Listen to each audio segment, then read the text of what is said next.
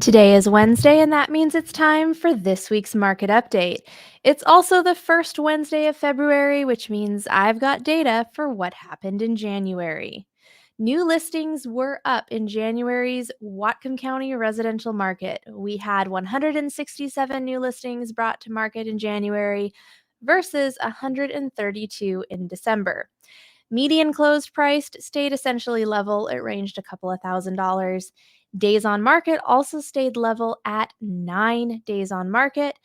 And for historical context, this is weird from years past. Prior to March 2020, we could expect winter median days on markets to be in the 20s and even into the 30s for how long the average house would take to sell before it went under contract.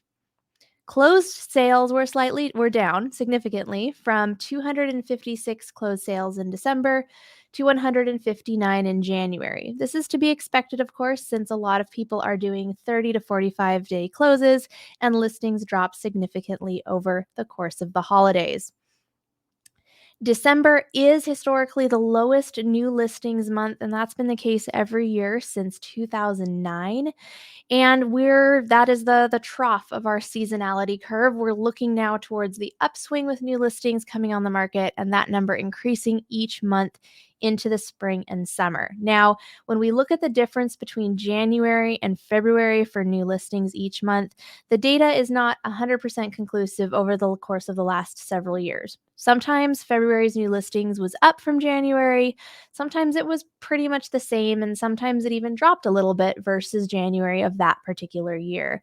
My assumption and speculation moving forwards is that February's new listings will be at or above January's numbers, but that we won't see a sharp incline in new listing inventory until probably March or April. Historically, that's when we've seen a strong curve upwards for new listings each month, which then peaks in typically May, June, or July in any given year.